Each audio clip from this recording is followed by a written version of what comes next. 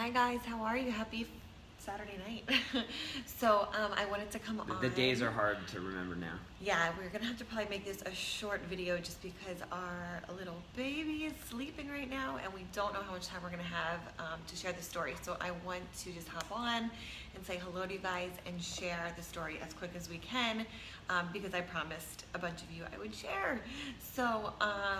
Gosh, I guess it's been like 3 weeks now. And as you all know, we've had our beautiful baby boy, Jacob. And I guess to start off, we'll backtrack to 3 Thursday nights ago. So it was on the 30th. The 30th. Because it was the night before. Yeah. And, okay, so just to kind of, again, rewind and recap. So Wednesday, I was having contractions pretty much, or Braxton Hicks, all day long. So Jared would text me, how you doing? How you feeling today? And I was like, I'm having these Braxton Hicks, which I was always having, but not like all day long. So Thursday night rolls around. I'm like still getting them, but nothing's really changing that much. We go to bed. Well, he goes to bed. It's 10 o'clock at night. We had a false alarm 2 days before that. 2 days before. Tuesday, I stayed home all day from work because she woke up in the morning and she thought it was happening. Yeah, so we had a false alarm 2 days before. That's actually important that we share that. So he had stayed home from work with me and he worked from home and I was pretty sure it was going to be happening on that Tuesday. So nothing happens Tuesday, nothing happens Wednesday. Thursday, we go to bed, he goes to bed, and I am getting still these consistent contractions. So those start at 10 p.m. By midnight, I finally wake him up and I'm like, okay, I think this is something, because I didn't want to wake him up and it'd be a false alarm again. So I was like, okay, if I'm going to wake him up, it's got to be like, this is the real thing. So midnight rolls around, I'm like on the birthing ball in bed, just really doing my that was the magic. I have to say it. So we took hypnobirthing, and that was so key in the entire birthing process and everything. So I'll explain a little bit more about that, what that is a little bit later as we get into the laboring part. But so midnight, I'm having now I feel like they're different contractions because now they're a little bit more intense than just what Braxton Hicks, for all of you that don't know, it's just like a tightening of your stomach. And then the real contractions, you feel more of an intense pain. Yeah, and they were getting more consistent too. So we had a timer going, and I could actually tell her. I said, okay, you're gonna get one right now, and then it would come. So yeah, it was to the point where we also had hired a doula. So I was again hesitant to call her and text her because it's the middle of the night. And I'm like, well, do we call her? Do we text her? Like, I don't know at what point we get this ball rolling. I think the hard part is because, she really didn't know how hard it was going to be. Our plan was for her to go and do the whole thing naturally.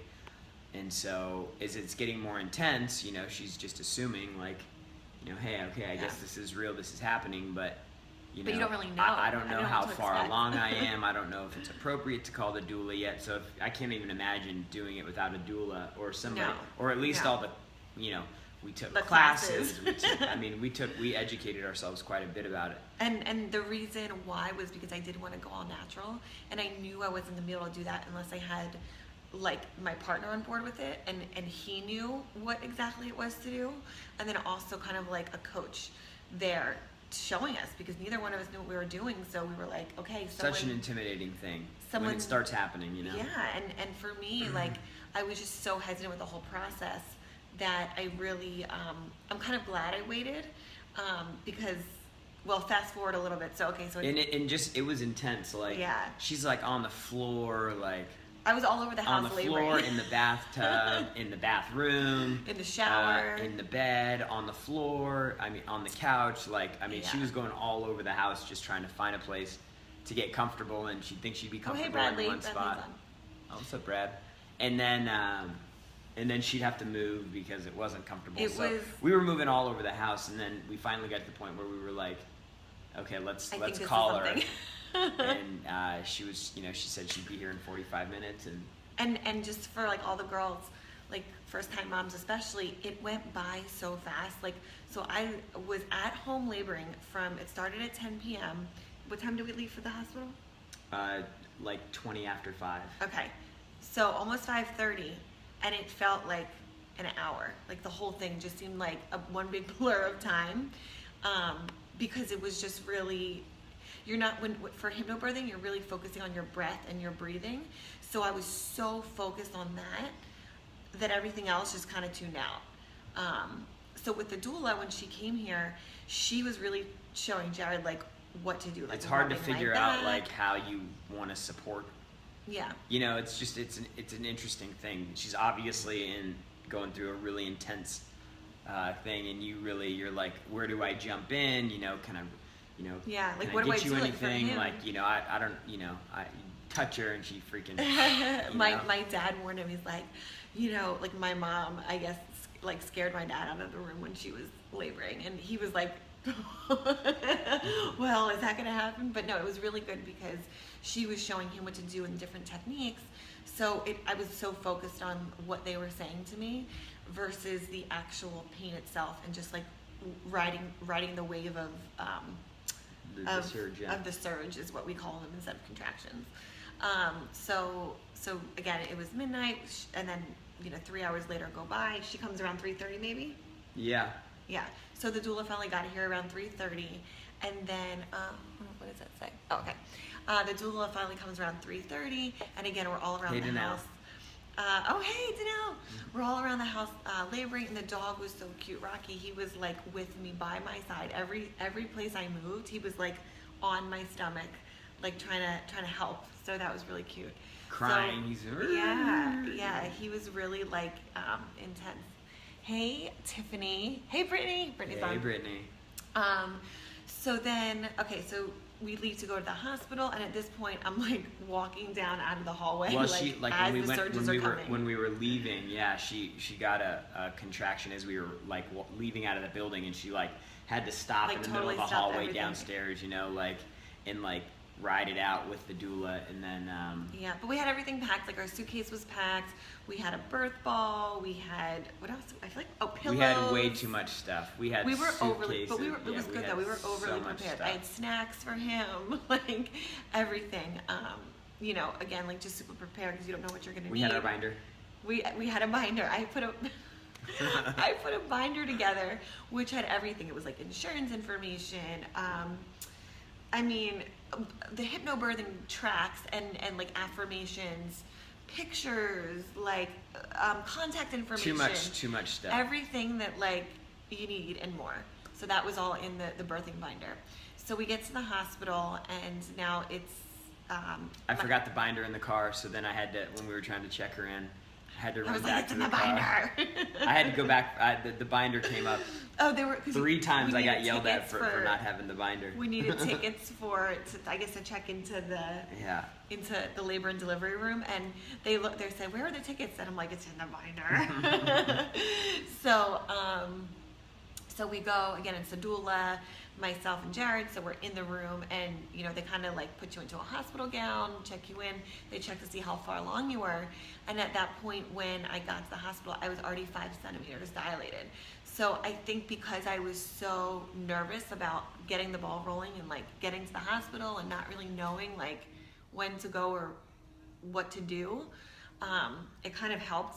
It was a kind of a benefit in a way. Yeah. Because we got there and I was already halfway to the end mark. So I'll kind of let you pick up from there because you tell the story better than I do. Yeah. So then they once they realized she was as far along as she was, they got her right into a delivery room, and so the delivery kind of started things really quick, and it was kind of right in the middle of a shift change as she was getting in there. So we had one nurse for a second, and then we had another. We brought the nurses like Godiva chocolates. They loved us for that. And so then she just started going through the deal, and the contractions started getting more intense, and tightening up a bit more in terms of like how everything was moving, how fast everything was moving along.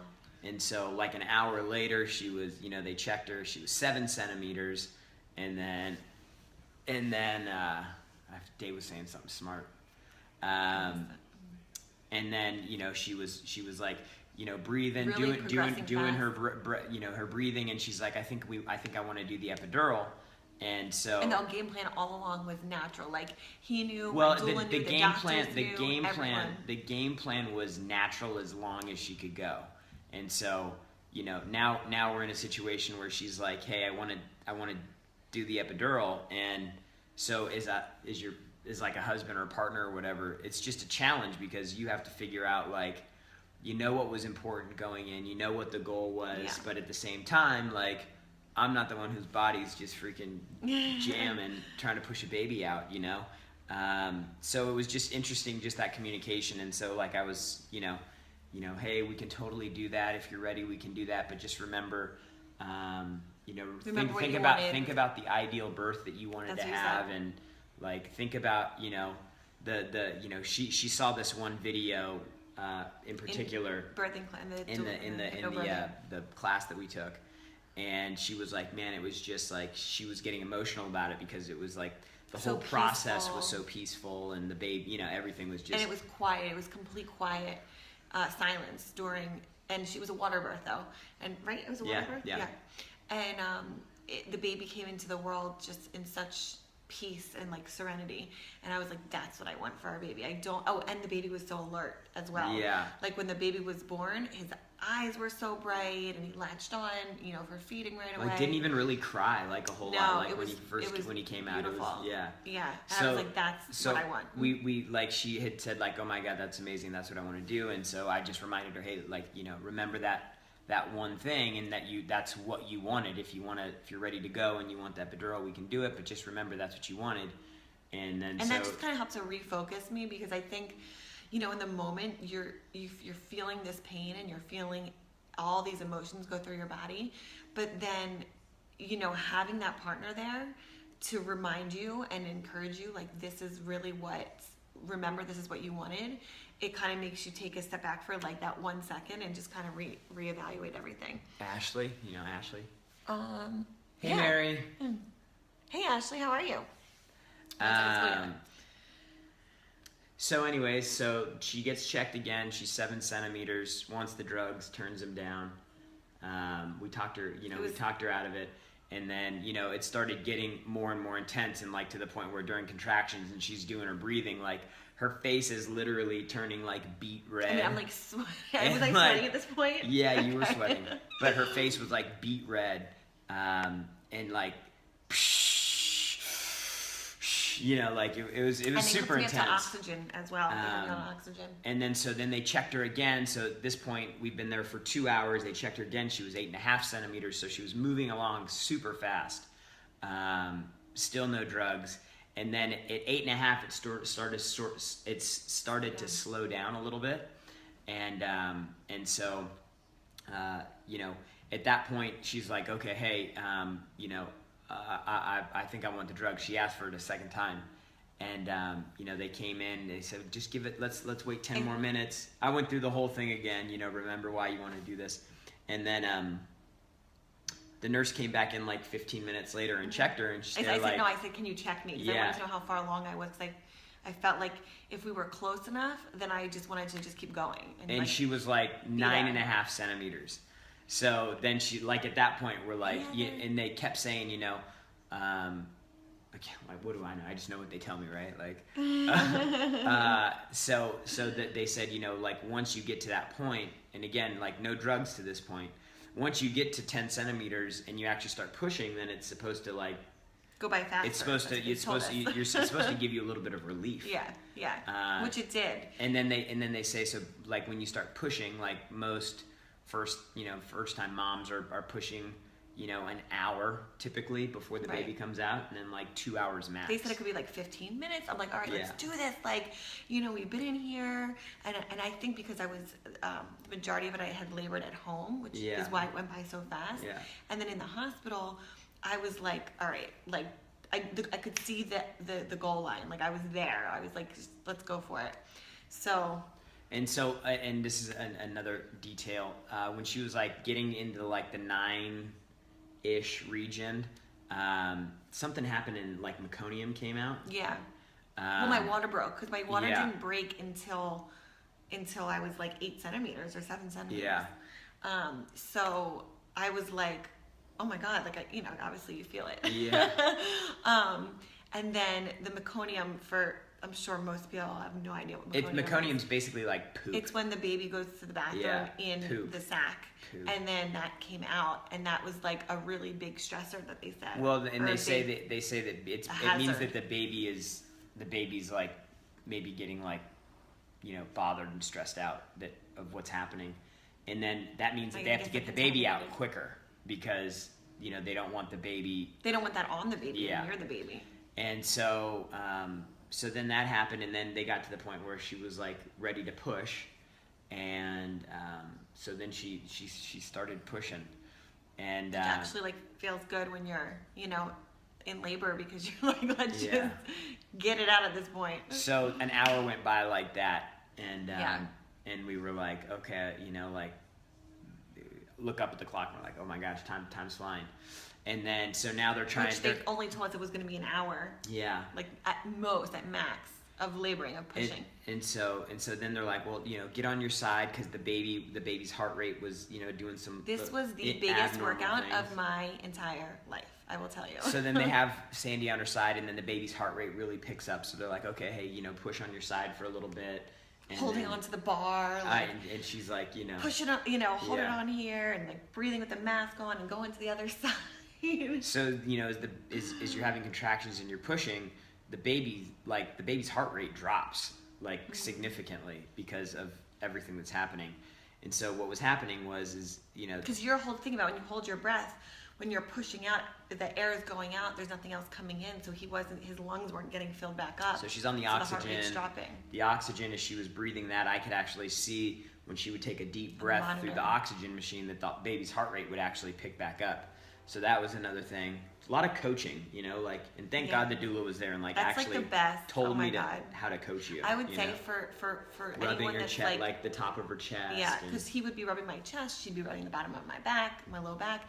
For any like first time moms, if there's one thing that I would say that helped us the most out of the entire pregnancy, it was having a coach there, like having someone that knew what to do, that knew what to tell us to do, that just was there, that has done this a million times, and they knew what was important. Knew what to us. Tell him to do. You know, he was able to coach me, and she was like, you know, like when they'd suggest certain things or do certain things, like we wanted to have the baby in the delivery room as the nurses, the pediatrician was checking it and everything. Right. And they were like, oh, well, we have to take him to the nursery. And we were like, and our hypnobirthing class taught us all this stuff, too. Yeah, that we were like, no, we want the baby in the room. So then it was kind of a thing. But then, you know, they ended up saying, okay, well, the baby can stay in the nursery. So back to the pushing part. So once 2 hours go by of pushing with no drugs. Oh, they had me hooked up to... So then they had me pulling on a rope. Oh, yeah. No, they got a sheet. They got a sheet and like twisted the sheet up and then had a loop at the end, and so she's got her feet up like this, and they're playing like tug of war with this sheet. I was laboring on my left side pushing. I was laboring on the right side. I was holding this tug of war. Then they brought this thing over and she's, I was you know, laboring on the bar, like almost like squatting, holding the bar, and I have to say it was the biggest, most grueling, intense workout of my entire life. I was sore for 2 weeks after, from just the intensity of it, the intensity of just your body going through, not just like what's going on down there, but just everything else, how your body all works together and, you know, is trying to help you get this baby out. So now we're at 2 hours or 3 hours of pushing, of laboring. Yeah, so we got to 3 hours. We got to the point where we were like, man, this is like the doctor who was like super cool, very laid back, very on board with the holistic and natural. You know, as little intervention as possible. He's like, okay, well, you know, let's give it, you know, we can give it another 25 minutes and see what happens. And so by this point, the baby was like really starting to get stressed out, and his heart rate was like, when she'd have contractions, it was really slow coming back up. And then, you know, the doctor finally came in and he was like, hey, you know, we're going to have to do a C-section. And so... And that was the one thing out of this entire birth that we Didn't would we? always Yeah. go into every single doctor's appointment, class, and we were like, the goal is no C-section, the goal is no C-section. Yeah. And they tell you to do a birth plan. And they're like, okay, bring your birth plan with you. And the doctor said, he's like, don't bring it with you. He's like, I don't believe in it. Like, because nothing's going to go according to plan if you bring it with you. And of course, we bring it with us. But they say make it so the nurses know what you want to do, but like be open to change because it never goes the way that you expect or want it to go. So he said we may have to do a C-section, and then I think we waited another 30 minutes. He still let me push. Yeah. And then he labor. came back in, and he said, okay, we kind of need to make a decision now. And so, and then I asked him. I asked the doctor to leave so that we could talk about it, and it was like the most gut-wrenching conversation that I've ever had with her because it was like, you've done so amazing to get this far with no drugs and exactly the way you wanted it to, and now we have to veer the course towards the thing that we really didn't want to do from the beginning. So it was challenging. It was tough. I got all choked up. I was crying because she was working so hard and she did such a great job to get to where she was at. So, once we made the decision, then, they had her, they, rolled her away. When he told me, in my mind, I was just like, you know what, you gotta do, like, there's no other option. Like, if this is what the doctor is saying, and he knows how we feel about the whole C-section and the natural birth, and he's telling us this, he's saying it for a reason. So, like, it was hard on him to tell me, but in my mind, I was like, it just is what it is at this point. It's let's just do it. Like, let's just get to where we need to get to, the end goal, because as much as I didn't want it to happen, like, of course you don't want your baby in stress and you want to do what's best for the baby. So I was so, just in the moment, I was like, I think I was upset for like 10 seconds, and then I was just, let's do it. Like, let's get there. So then they asked for the anesthesiologist, and it took like 20 minutes for him to come, so she kept pushing. The spinal. They had me in the room, in the surgery room, and I'm still pushing because I'm like, hoping that maybe something would change. In the last minute, in the final moment, like, he's gonna just pop out of there. But you did such a great job. But yeah, so we did the obviously we did end up with a C-section, and they brought him in, and they asked me what music I wanted in the room. I was like, put on country. So I had country music on in the background. And it was maybe, 5 minutes? And it was 15 minutes. They're like, okay, hey, we need to take her in here. You have to hang outside for 15 minutes. And then, hey, Ethan's on. Hey, what's up, bro? And so then they gave her the drugs.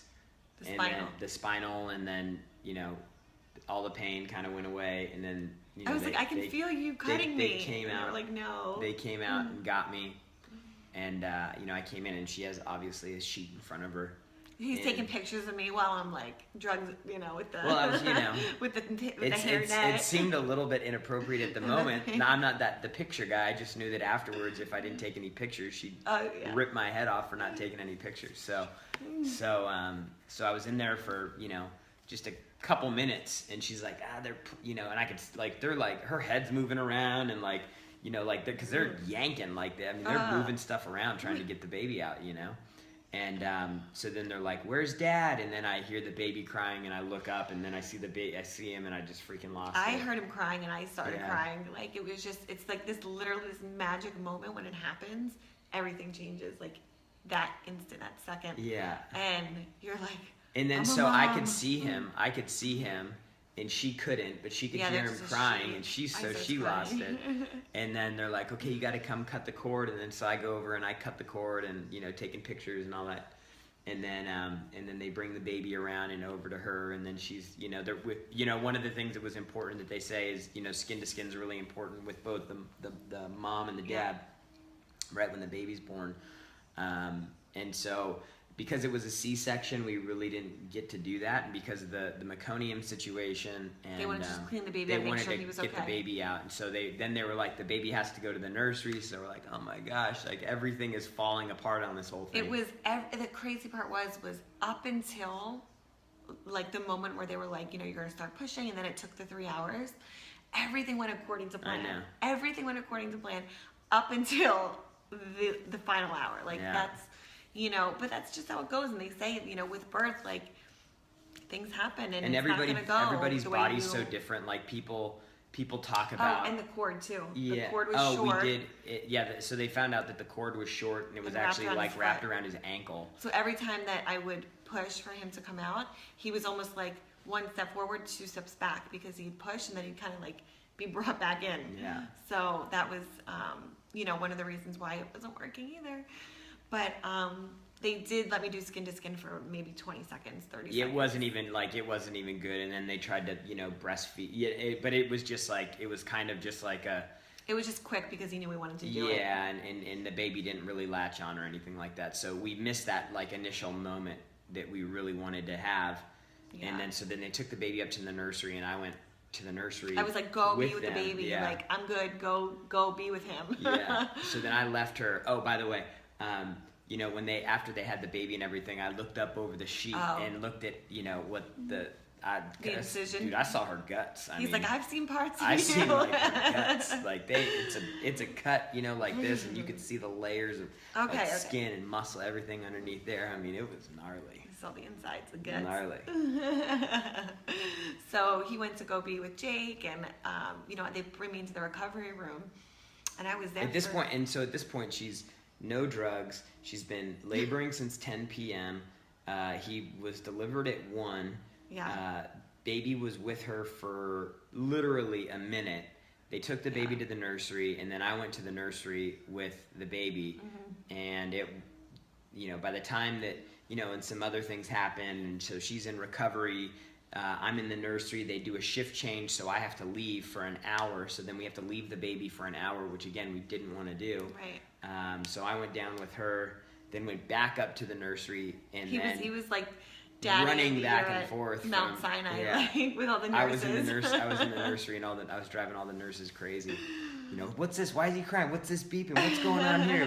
You know, taking pictures. Yeah. And then so finally they got her a room.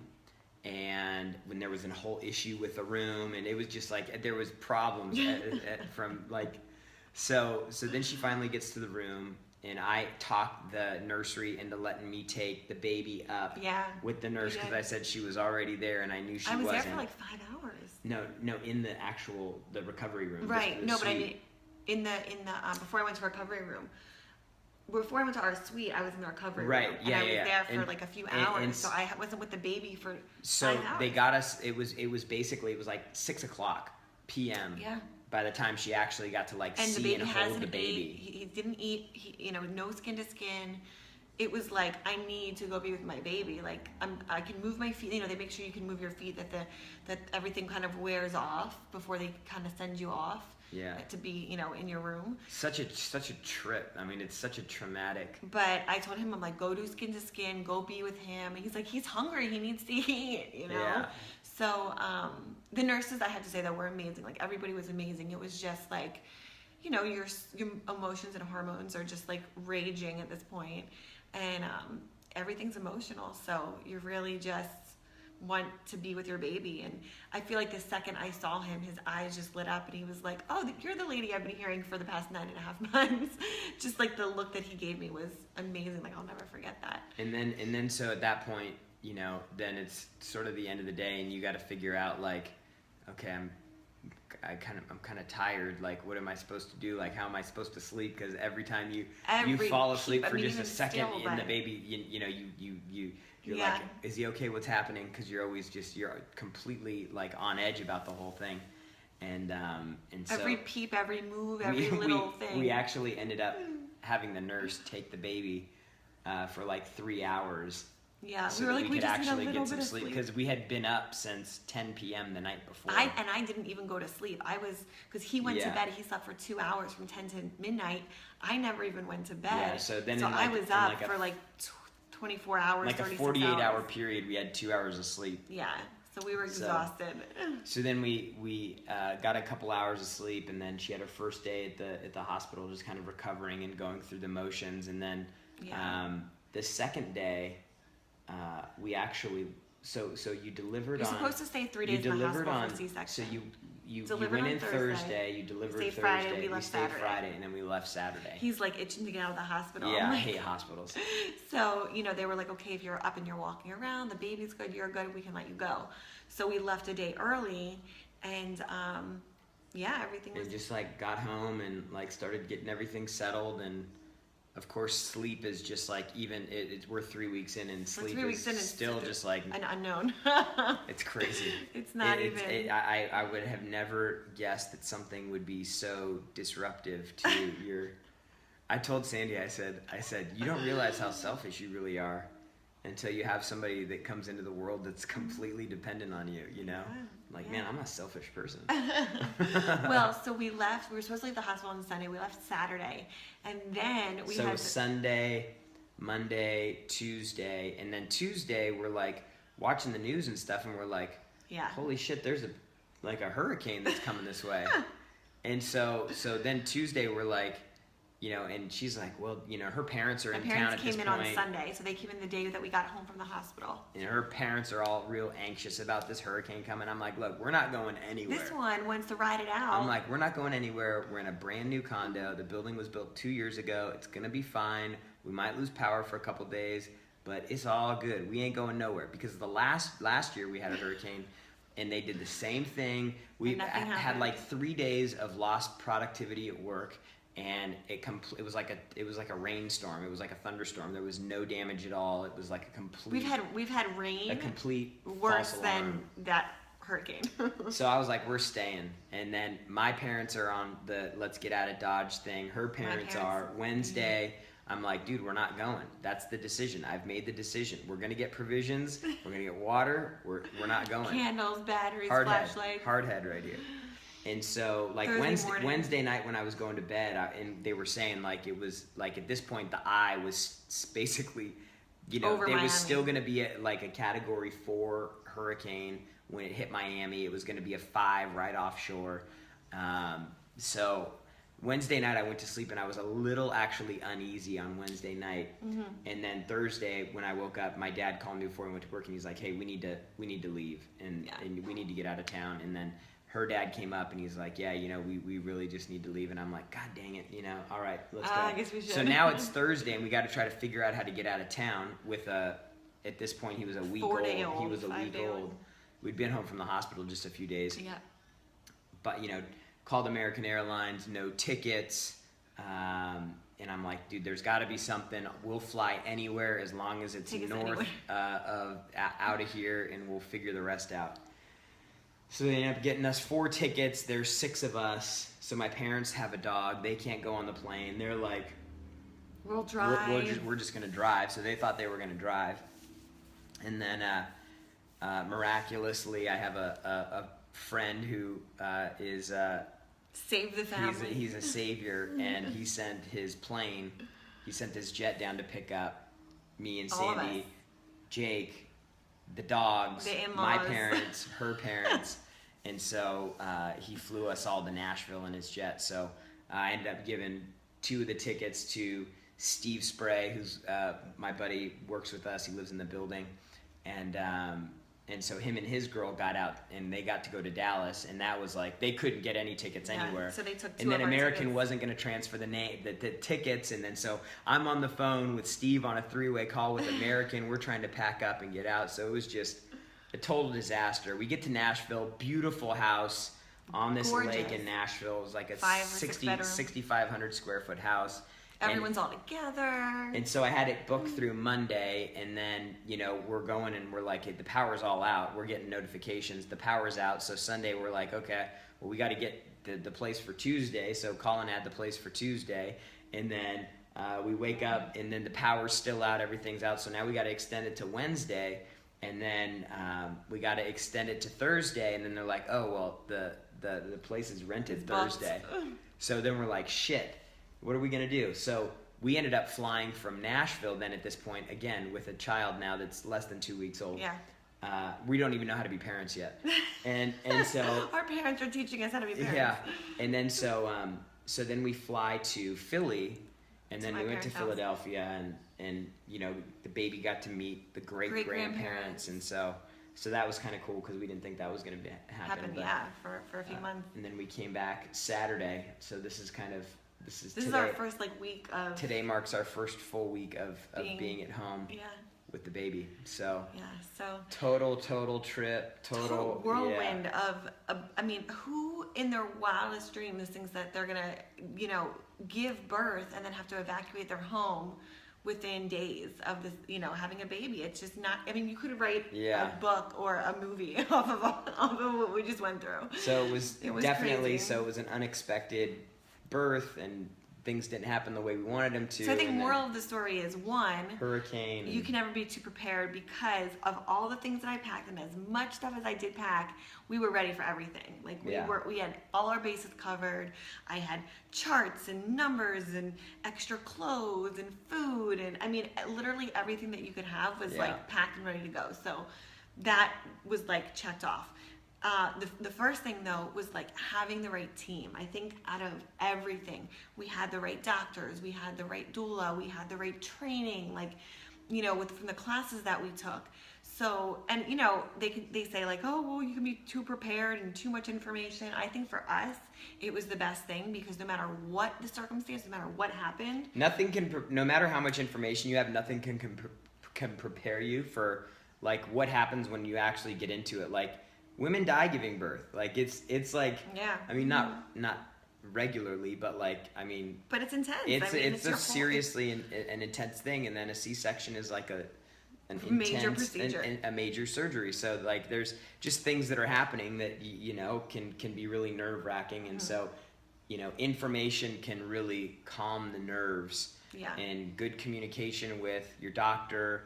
Knowing really confident with your doctor. Knowing what you want and why you want it is extremely important. Yeah. They told us when we go into the hospital, your doctor might say, or the nurse might say to you, why do you want XYZ? Why do you they say, hey, we're gonna do this, and then you gotta go, well, no, we're not gonna do that. And they're gonna go, well, that's the way that we do it here. Why do you not want to do it? And you have to know why. You have to not only know why, but you have to give them a good enough reason to say, okay, we're gonna hold off, or we'll wait, or do it your way. Because they have most hospitals and doctors and medicine, they have this is the line that everybody follows. This is the procedure that it goes. The herd mentality. The way that we handle this for everybody, and so that doesn't work for everybody. So you have to figure out what you want, why you want it, and back it up, and then be able to stand up against that when you're in the moment, and not cower to the doctor. When they said that the nursery thing couldn't take place, we stood our ground on it. He made it happen. He's like, I'm going. And then when the doctor said we needed a C-section, I said, okay, we need some time to talk about it and think about it. Mm-hmm. You don't need to give them a decision right away. So you think that they are in control, and they are, but truthfully, you're the one that's in control. Yeah, just being knowledgeable, and again, having the right team with you was just such a massive win for us. Mm-hmm. I mean, even though it didn't end up ideally with the way that I wanted it, I still am so happy with how everything turned out, because I feel like I did the absolute best I could do, and I mean, obviously, in the end, the baby's the healthiest that he could be, so that's what the goal is. I mean, you can't ask for anything better than that. Yeah. So that's our birth story, and I apologize for it being 3 weeks later, but with a baby, a hurricane, and 3 different cities in 2 weeks, we got around to it. So. And now we've done 2 sets of baby pictures, 2 rounds, and there will be more. Oh yeah, he's been a champ. Very exciting. Oh my God, Jacob's been amazing. So as soon as we get those back, we'll share with you guys. And if you guys have any questions about, the doula, the hypnobirthing, anything that I mentioned in the video, just let me know. I'd be more than happy to share any of the resources, the books, the tracks, any of that stuff, because it helped me. And if I can help any of the other moms out there, of course, I'm so happy to do that. And honestly, this one she does not handle pain very well. No. Discomfort, she does not like to be uncomfortable. And so, the one thing that she is she's extremely hard-headed and stubborn. And so when she sets her mind to something, she'll do it just because she's so dang obstinate and she's so stubborn because she wants to do it her way. So, you know, but really the breathing really gave her like a solid rock, the hypnobirthing, which is basically just breathing. It's not like it's not like that. I thought it was the first time we walked in there. I said, if this is weird, babe, we're going to walk out and leave. Yeah, you did. But she did an unbelievable job with that. You got to listen to this stuff every night. It's like training. It's just like training, you know. You have to listen to the tracks. You have to get yourself familiar with it. The doula would say to me, like, I'd close my eyes and she'd say, ride the wave. Because I'm like, all right, well, it's going to get intense, but then it's got to go down. So in my mind, I literally saw like a surfer on a wave, like riding this wave up and like going down. So that's literally what I saw in my head. Yeah. And then, you know, you just go back to what the end goal is. Like, I'm going to meet my baby. Like, the pain is here, but I'm going to meet my baby after this. I'm going to, like, it's right there. The prize is right there, you know. So it's just, again, you know, going in, being informed, knowing what you want, and then knowing things can change, like just being able to go with the flow. Yeah. So, all right, guys. Well, it looks like our little man is about to wake up. I don't know. He's making some noise over there. Yeah. But again, if you guys have any questions for either of us, this is like Daddy of the Year over here. So if you have any daddy questions, 10x Dad. You can. I did a great job. I'm just gonna tell you. I really did. God.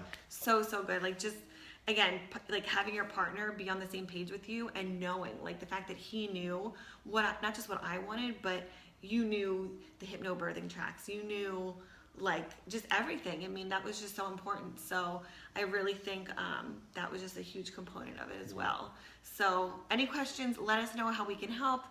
There was a book and some tracks that I listen to every night. So if you guys, Steve's on here. Hey, Steve.